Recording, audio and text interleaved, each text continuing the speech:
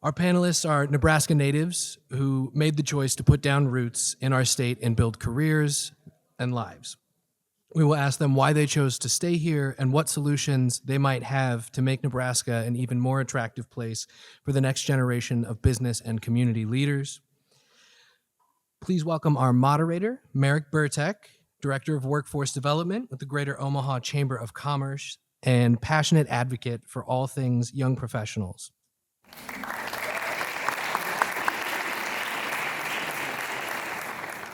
Joining her are our panelists. We've got Derek Oden, CEO, Easy Politix, and the managing partner at Flyover Strategies.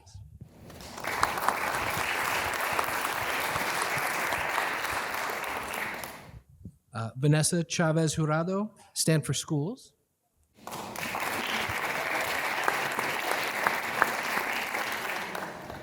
And Elias Pritza, OpenSky's Policy Fellow.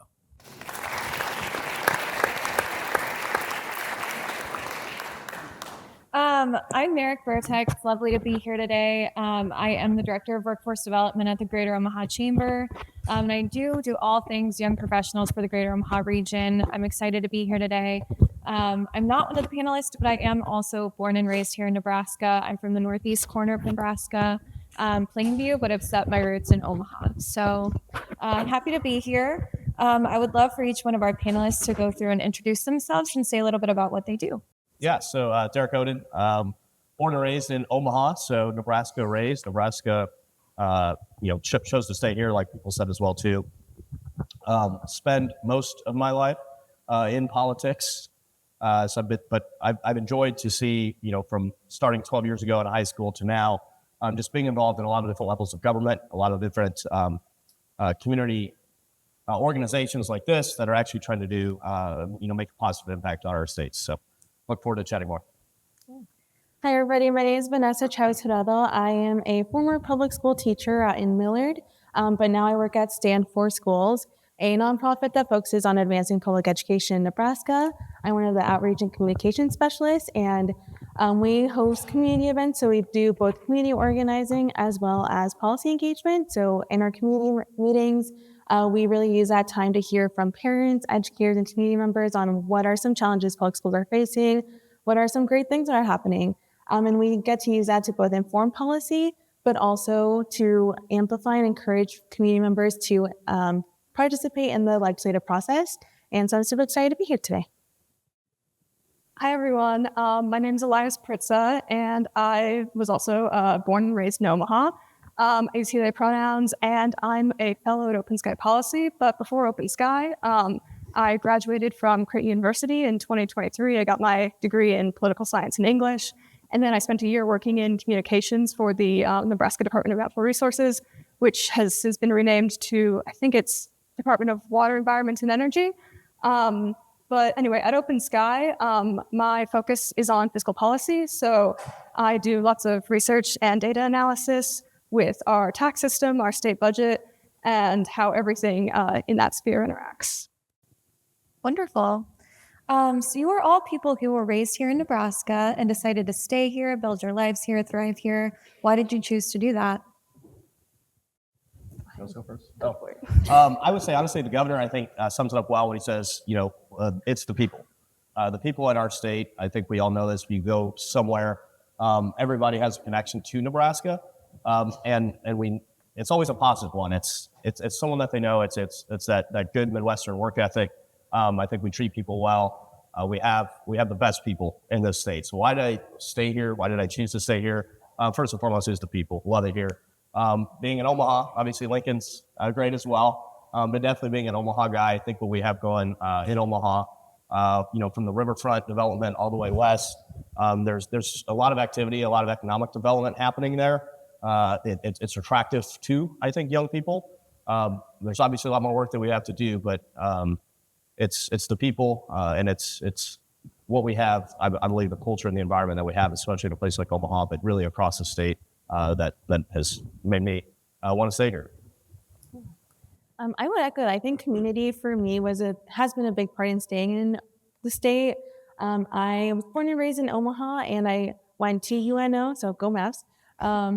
And I think that my undergraduate experience really helped me build that sense of community, helped me find the internships and the work experiences to grow as a young professional, and also just helped me, support me as a first generation college student. And also want to give a shout out to the Goodrich Scholarship Program, a really great learning community on campus at UNO. And I think that that was another factor in me creating that sense of community as I was going through my undergraduate experience. And then as I was looking for job opportunities, getting into the education field more, and that alongside with family.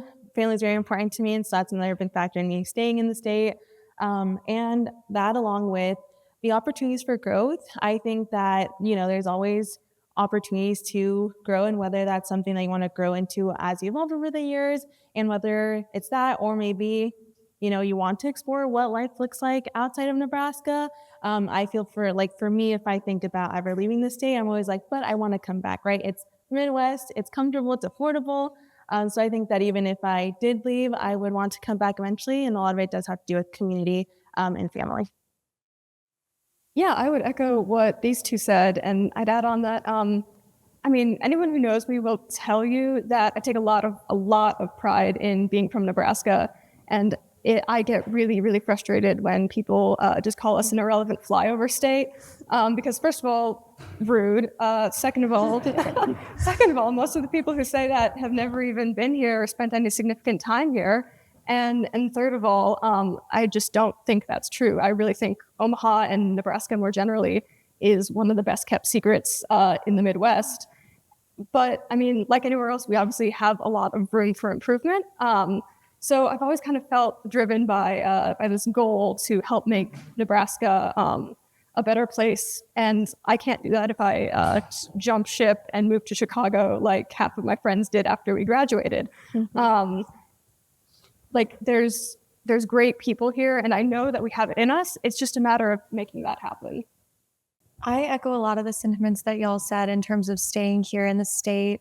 There's such incredible people, first of all, but I engage with young professionals all across the greater Omaha region. And one of the things we hear a lot is young professionals feel like they have a space for their voice to be heard here in our state. And this is obviously proving that here.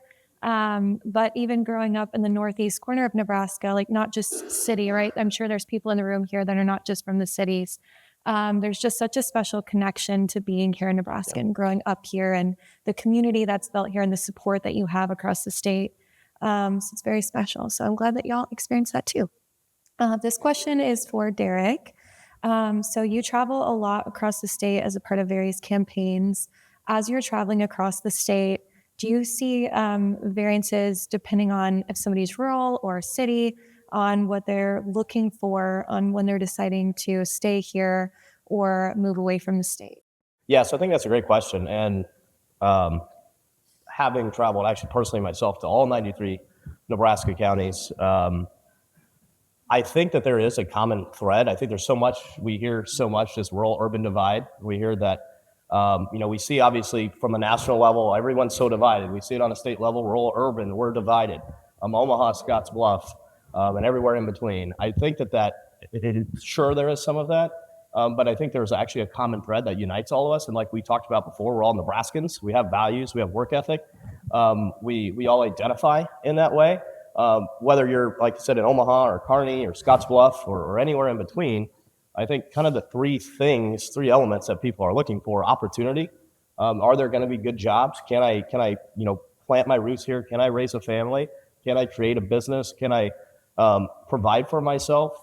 Connection. What sort of community engagement can you be involved with? I think cultural amenities. We talk a lot about being from Omaha, what we're doing in Omaha with the development and the cultural and the arts scene. But you can go to places like Norfolk, which is honestly, what they have going on there is incredible, in my opinion. And then lastly, I would say is the community sort of feel. When people feel like they can fit in, people feel like they have that sense of connection. Social media has hurt some of that, because we used to go to soccer games and parent-teacher meetings with people that, by the way, have different political views, and that's okay. And you really didn't care because you were cheering for the same team. or you're cheering on your kid, or you're picking up a nephew or whatever, and taking the neighbor kid to soccer practice or football practice, and you guys connected and bonded over actual things. And social media has certainly made it worse, in the sense of we basically find our community there. We find our community in these online sort of portals, which aren't necessarily very healthy. So from here to the other side of the state, people want to have that sense of community, that sense of belonging. 78% from Gallup, I guess it was a couple years ago, it was actually Wall Street Journal survey, 78% of parents don't believe the next generation is going to be better off than they are. That's unacceptable. And why? A lot of people, parents, a lot of our generation feel like the American dream is as opposed to something that's very tangible that we can attain, that it's sort of it's more of an abstract ideal now. But here in Nebraska, I would actually argue that the American dream still does exist. You can actually still, albeit it's still tough, but you can actually still purchase a home. You can actually live relatively modestly compared to if you're in a New York or a Chicago. So yes, we have work to do, and I think if we are investing in jobs, we obviously need to do more to attract not only people, but attract businesses, build it, and they will come. We can do that. Obviously, I know the governor, the senators, some that are here, working to try to incentivize through economic packages, bring businesses here, and then innovation, making sure that we have power generation. If we're going to invest in AI, we want to bring high-tech, high-paying jobs here. How are we going to kind of just look for an all-of-the-above approach? So I think from here, discuss wealth. I think quality of life issues, and making sure that people have the opportunities that they can, not just survive, but actually thrive here in our state. Awesome. Thanks, Derek. For Vanessa, you've been also doing a lot of outreach across the state with Stand for Schools and are a former teacher, as you mentioned earlier. So what differences do you see in priorities among young people from different racial and cultural backgrounds throughout your travels? Yeah. I would say that while there is, so much diversity in the lived experiences of people from different racial and cultural backgrounds, I want to bring it back to a lot of the just overlaying goals I hear young people, regardless of their background, is, wanting to see an environment, a community, and a culture that is welcoming, that is safe, that is inclusive, and working towards that goal and recognizing that, I think, for example, early childcare is something that was brought up, is a need in Western Nebraska as much as it is in Omaha. So I think being able to both frame and work on policy that centers the differences be in culture and in background and in lived experiences, but also recognizing that a lot of those challenges are the same across the board. We just got to work on centering equity and making sure that we're addressing what are those unique aspects that we need to really recognize. And I point to immigration, which is also brought up quite a bit today, because yes, I think that, of course, immigrant communities are hurting a lot because there is a lot of fear and increased enforcement across the state and across the country. But it's also going to impact communities as a whole, whether you're directly impacted or not. And I think about, as a former public school teacher, just the fear that students carry into schools because there could be enforcements that happen at schools now. And what does that mean for both a student who has parents who may be undocumented, but also their friend, that if they see their best friend is being impacted by this, they may not fully understand, but they see that their friend is devastated, that their life has changed. Maybe their friend is no longer at school. And so when I think about this question, I think about, in what ways despite our differences in lived experiences, a lot of these policies and a lot of the culture and social issues that are happening really impact each and every one of us, whether we're directly impacted or not. Thank you for sharing. And then Elias, this is for you. People often talk about property taxes as a driver of outmigration in Nebraska. What role does the tax structure play in retaining young people in our state? So I hear this point about property taxes and taxes more broadly and outmigration quite a lot. But when you look at the data, what that shows you is that young people and young professionals typically are not very tax sensitive when it comes to the states we choose to live in.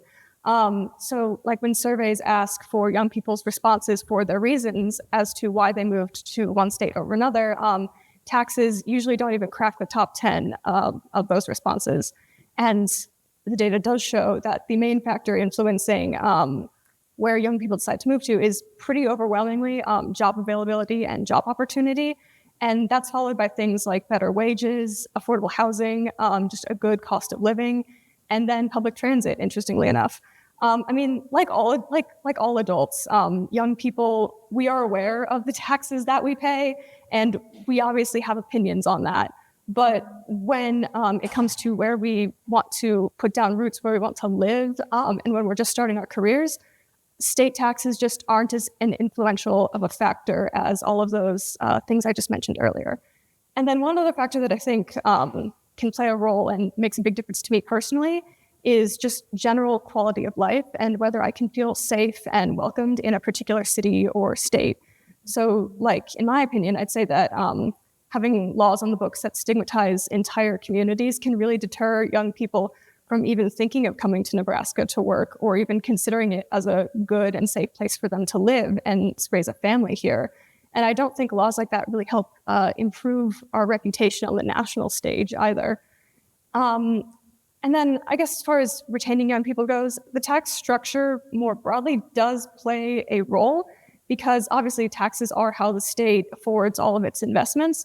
And so if we want to be able to attract and retain young people here, our tax structure needs to be set up and designed in such a way that it can consistently raise the revenue we need to not just maintain but grow our investments in those things that actually are shown to work and actually help bring young people here.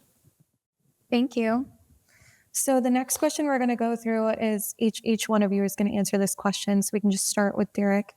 If there was one thing you would like policymakers to know about young people in Nebraska, what would it be? That I don't think that we're all monolithic. I think that there are different things.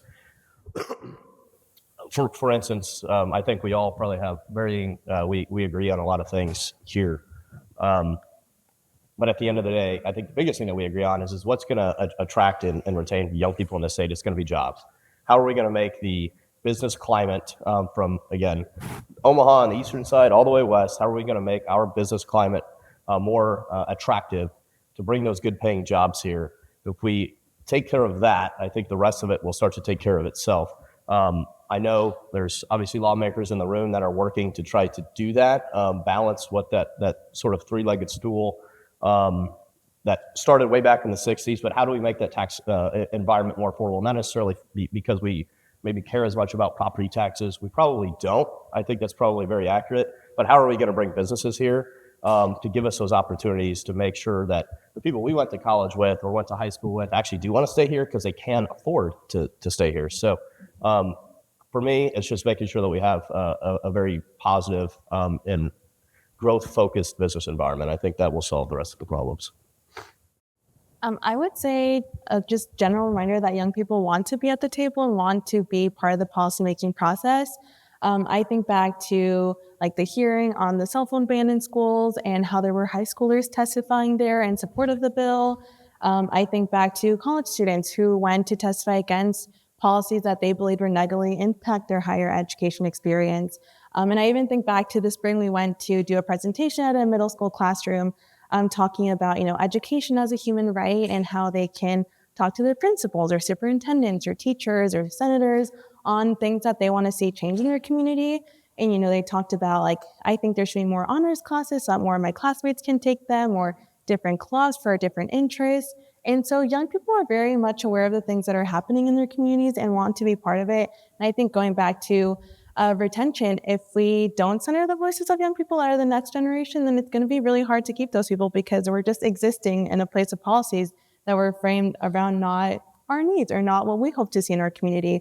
And then, when I was teaching, I was doing fourth grade lunch duty, and some of the students there, unprompted, are just trying to form opinions on universal health care.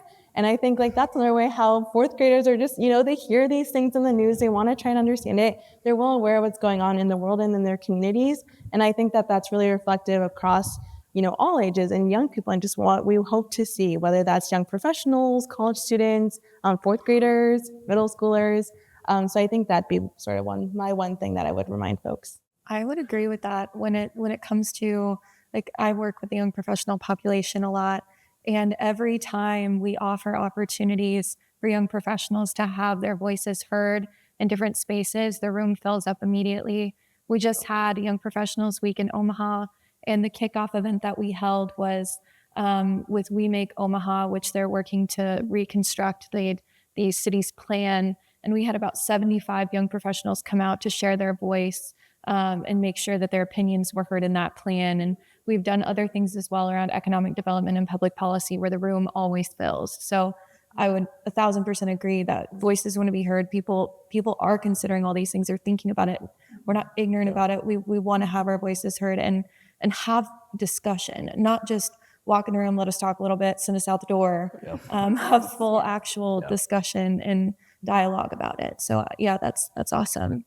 And then your thoughts? Yeah, I agree with all of that, 100%. I wish policymakers would understand that young people, we are not a monolith, and we really want to be involved. Like, if you want to engage with young people in your life and learn about our experiences and our opinions on politics and policy, just be proactive and ask us. And this doesn't have to be in a formal setting either. It can just be talking with your kids, your nieces, your nephews, anyone.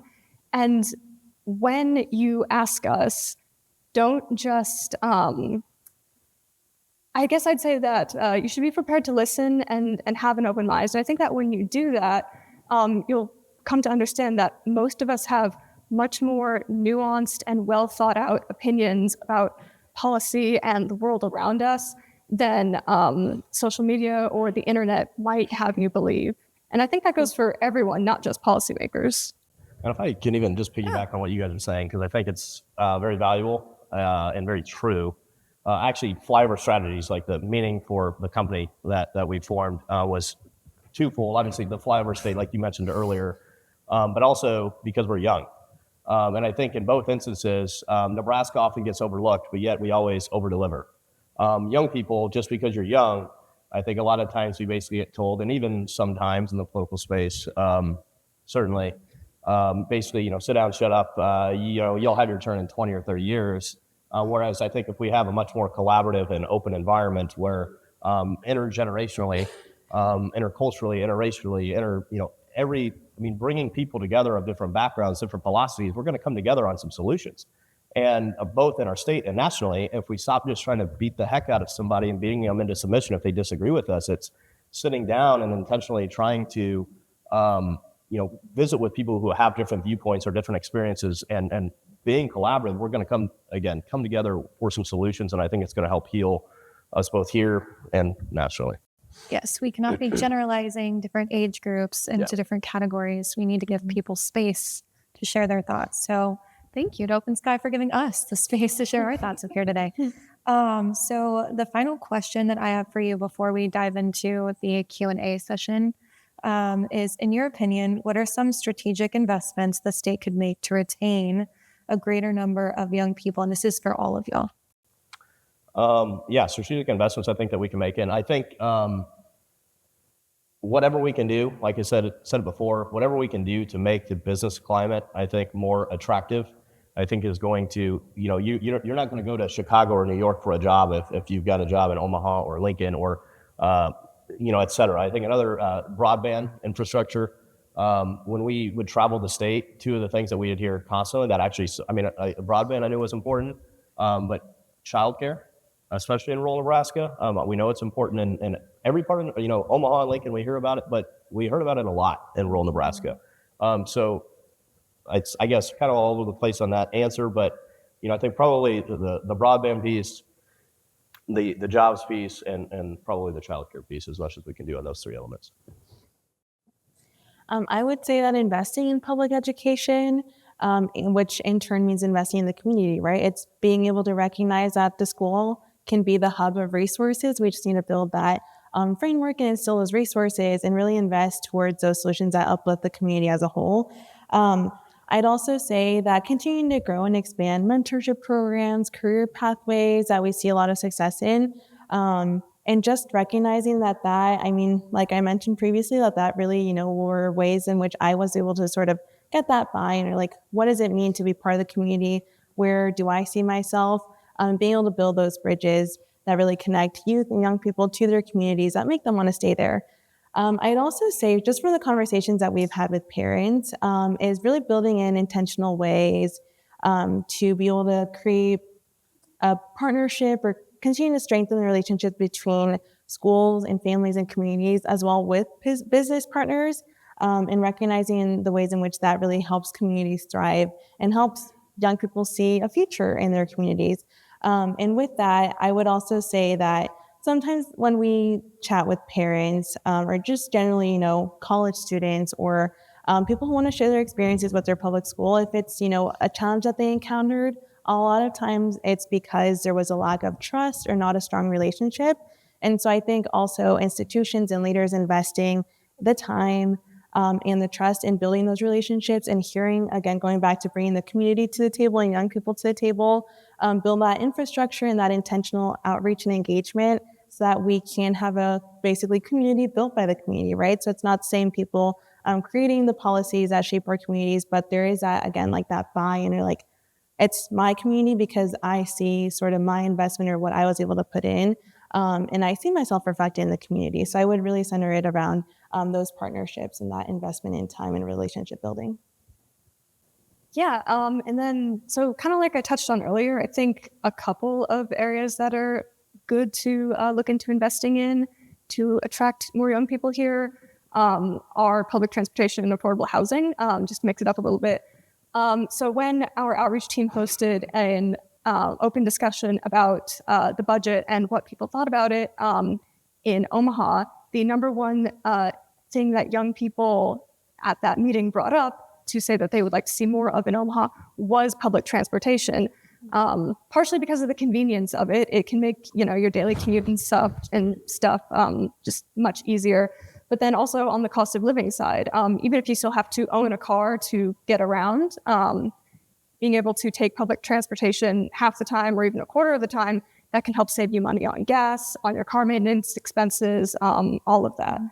And then when it comes to housing, that can be a bit of a complicated area, but I think we can break the state's role in it down into two pieces, and that is like increasing the housing supply and then also improving affordability.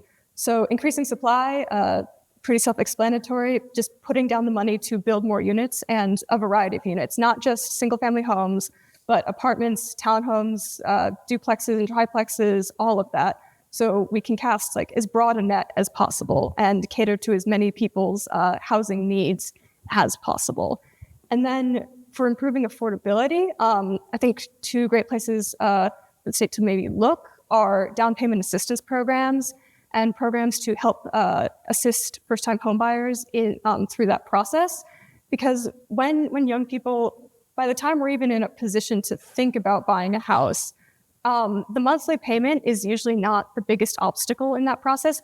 The biggest hurdle to overcome is, putting together $50,000 plus for a 20% down payment. And then also trying to navigate the process of buying a home with no experience and maybe little to no support. And then finally, make sure that these programs are actually well advertised and make sure that people can actually take advantage of them, because we could have the most incredible, robust, well-developed, well-supported affordable housing programs in the country. But if nobody knows about them and nobody participates in them, then what's even the point? And then you guys had mentioned job opportunities and stuff before. And I just add on to that and say that I think there's definitely a need to attract a wider variety of entry-level career opportunities here in Nebraska. Specifically, I think for non-business and non-healthcare graduates. So again, we can cast as wide a net as possible. And I'll give an example from my personal experience here. So like I said, I finished my undergrad in 2023, and then most of my college friends immediately moved away right after graduation because they had found job offers in other states. And they majored in things like computer science, biochemistry, physics, journalism, humanities generally. And they all live in Chicago, Kansas City, St. Louis, Boston, all over the place now. But only a couple of my friends actually did end up staying in Omaha. And one works in advertising, one's studying at UNMC to be a psychiatrist, and then the other stayed to get her master's at UNO because in-state tuition just made that the most affordable and most practical option. So in my personal experience, at least, I can see that there's a pretty clear split between who was able to find a good entry-level job and start their career here versus who wasn't based on what they studied. Thank you for sharing. And to piggyback on that, because that just provoked another thought in my mind, the trades programs as well too. I don't think that we do. I know Millard South, for instance, up in Omaha, does a really good job of you can graduate basically with an associate's degree, or you can also get involved in the trades program. Papillion does the same thing. As opposed to, again, we've talked about not having a one-size-fits-all approach, offering those other opportunities to people coming out of high school or instead of maybe going to college. It's great for a lot of people. Myself, obviously, being a benefactor of that, but there are also people and friends of mine that I know that are making over $100,000 a year now as plumbers, as welders, and they didn't have any debt. So there's also, I think, different approaches, and not just saying you have to go to a 4-year degree.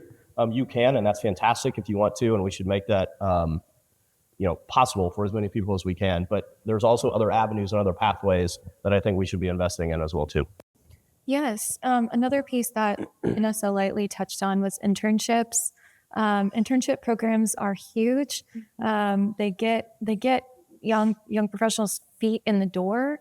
It helps young folks see what's even available, what's possible. Because even if they take on an internship that they may not decide that that's the internship or the role for them, they start to see other possibilities around them too while they're in those spaces. And there's so many different ways and so many success things that come out of internships. So that is huge. So thank you for bringing that up. That was the last of my questions. Do we want to start the Q&A? Perfect. We often hear cynicism from young people with regards to politics and civic engagement.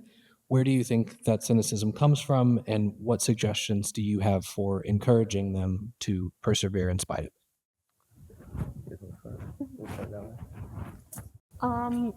First thing I would say is I think a lot of the cynicism can come from just the environment that we grew up in. I mean, we never knew a world without a 24-hour news cycle, without the internet. And so when you're constantly just subjected to like a never-ending feed of here's the latest tragedy that happened today, here's the latest, here's the latest just horrible development in this thing that's happened, and you're hearing about it, not just the local stuff happening in your own backyard, but from all over the world, it can become just very, very overwhelming very quickly. And so I think that can be where a lot of the cynicism comes from, because you never really hear anything good. You never hear about the good work that's happening. And so I guess when young people want to be civically engaged, I think the best thing that I can say to us is nothing is ever going to change if you don't try. Like you just have to give it a shot no matter what. I might sound like a broken record at this point, but I think just including young people in the at the table, right? Having a seat at the table. I think going back to what Merrick said, like not just like for 10 minutes and then leave, but actually keeping in mind the need, like hearing what young people want, and saying, okay, how does that fit into maybe the goals that we already had, or how do we let young people take the lead in decision making? Because if you constantly see these policies being put into place that you don't agree with, and maybe you made your voice heard over and over again, but your representative or whoever you're trying to contact just isn't listening, I think that's where it can come from, where it's like, well, I'm trying to change things, like no one's listening, this isn't changing, like the world around me is not a reflection of what I want to see. And I think that can create a lot of that, like, is this my community if it's not what I want, where I want to be, or like what I want to see? And so like I said, broken record, but I think it's really important. And we see that, whether that's outreach and engagement, like sometimes we do hear from parents where it's like, honestly, I just don't know, like maybe I should change schools for my kiddo. And it's a lot of just that building relationships and trust, right? It's hearing people on just asking, like, what is it you want? What is it you're not seeing? And how can we get there and like connect you to the right people and have those conversations, support you in that advocacy. So yeah, just always bringing young people to the table and letting them lead because it's the future that they want. Yeah, and I agree, and piggybacking on honestly what both of them said as well too. We're inundated, and this is for all of us, but we're so inundated with the 24-hour news cycle. For people that are basically younger millennials and Gen Z, that's all we've grown up with. It's we can see what's going on in Japan. A tsunami happened, and then we also see a school shooting that happened over here, and all these tragic events that are bombarding you. Historically, throughout the entire history of humanity, we've really only known about events that are happening in our community, maybe state, maybe national, and some international stuff. But our brains are literally not made to take in all of this negative information, this information overload every day, which is why we're seeing, I think, greater rates of suicide, unfortunately, and mental health issues, is because everybody is so overwhelmed, and that lack of connection and that community engagement that we have.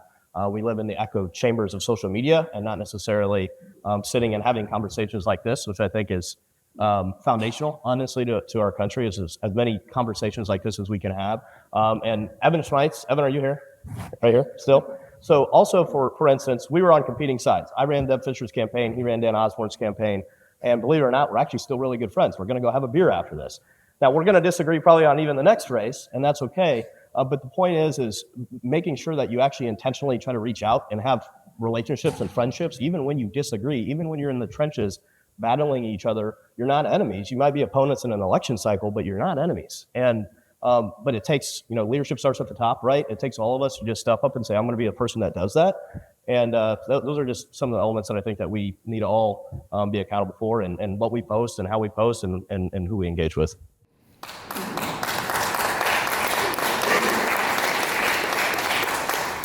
So we've discussed the cynicism. What are some things that, as young people, you find incredibly exciting about the future of this state and your ability to play a role in making that happen? I would say, honestly, AI. I think that a lot of people think it's like a scary topic. Actually, Congressman Bacon has a joke. He goes, the only thing he knows about AI, he says, is I can spell it, AI. So I think a lot of people there, it's like this mystical, what actually is it? And I get that. It can be scary. Some jobs sure might change and get adjusted, but I'm so excited about the future and what that means. And us being in a smaller state too, that means, we have 2 million people in Nebraska approximately. Each one of us on stage has a bigger voice than if we lived in California, New York, or Texas, but just by sheer numbers. So I'm excited because we're on the forefront of almost a new digital age. And we have the Silicon Prairie, and I know as much as we can to make our state again more attractive, bringing those businesses here, focusing on power generation and all the above approach, we can make Nebraska, I think, a hub for energy, for AI, for technology, and I'm excited about that, quite frankly. I would say that conversations like today's excite me because I think, like was previously mentioned earlier today, no one can do anything on their own, right? I mean, if you can, kudos to you, but I can't imagine solving these major challenges that we're facing, some very unprecedented times, and doing it single-handedly. I think that events like this, where we're talking and bringing different both lived experiences, but also just, experiences and areas of expertise, and talking about real world issues and what that means, and being able to do that collaboratively is really important. And it's always exciting to me because we have to come together in community and talk about these things and recognize, okay, maybe blank slate, if we could start over again, what does that look like? What does rebuilding something look like? If it's not what it's serving us, or if it's not what we want, and how can we work together to do that?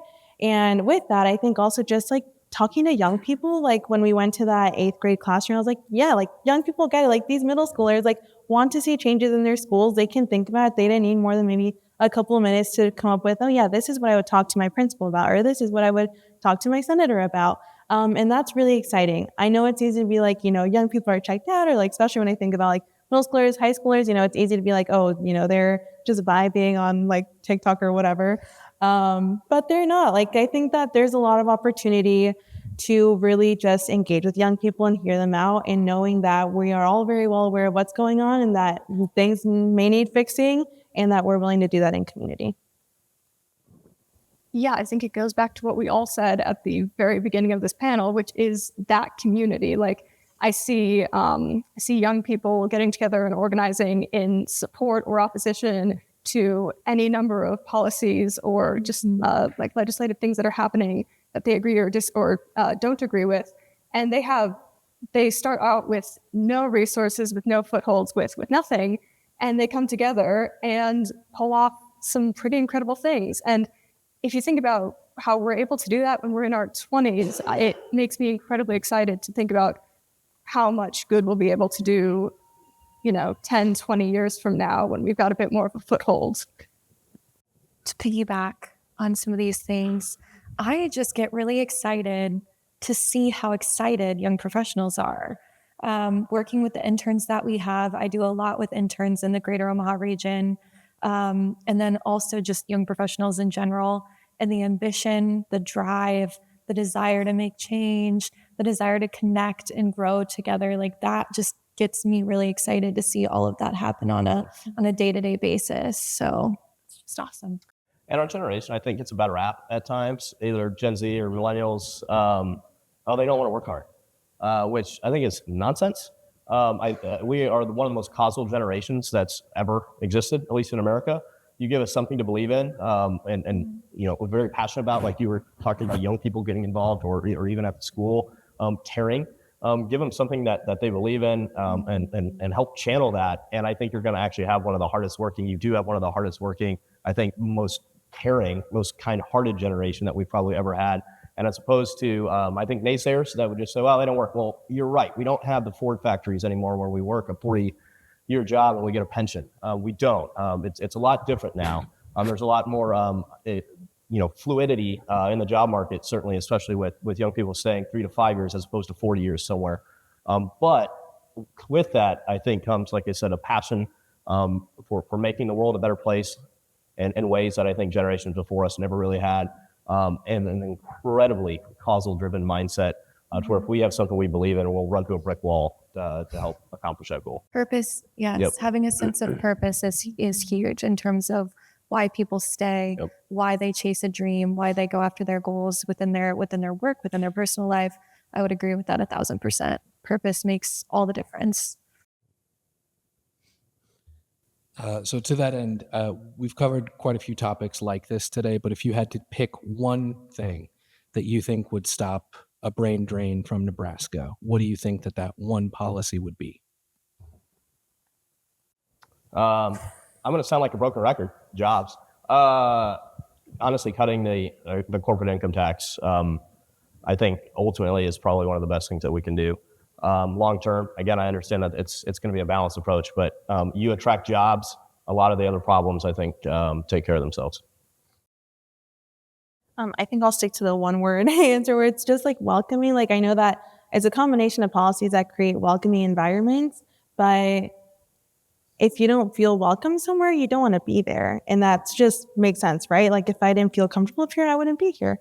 And so when we think about that in terms of communities, the communities that we want to build together, that we want to see, I mean, if they're not welcoming, it's going to be really hard to keep people there. And I know that welcoming can mean a lot of different things, a lot of different people. But I don't know, to me, it's feeling safe. It's making sure that my lived experiences and what I hope to see in my community is reflected in the policies that are being created and the conversations that are happening. And so it's about having a conversation on what do welcoming communities look like and how do we influence policy to create those communities you want to see. Can I say both of you? Can I say both? Because I think we have a chicken and egg situation here. We want more companies to come to Nebraska and bring jobs, but companies don't want to come to Nebraska to bring jobs unless there's a workforce here, a highly educated and competent workforce of people who are driven to fill the jobs that they will bring. So, along with that, you have to make this an attractive place for people to live, even regardless of a job. That means prioritizing cost of living, amenities like public transit, and making it a place where you can imagine yourself staying for the next 10, 20, 30 years, somewhere where you can actually afford to buy a house, or and when you send your kids to school, you know that education is going to be well funded and of the highest quality it can be. So all of the above. Well, and when it comes to that, I think a big piece is you talked earlier about Nebraska itself being a hidden gem, and we are. It's about getting people to see how incredible our state is, how many opportunities exist here, changing that perception. I do talk to people sometimes that are like, no, we don't want any more. Like, we're enjoying that we have our own space. But to continue to grow and to continue to evolve and to continue to make all the dreams happen that we have for Nebraska, we need to make sure that people know how incredible this place is. And I'm very grateful as I meet with people across the state to know that it's not just one community that's doing that work, but communities and individuals across our state are doing the work to change that perception. So I think that's big.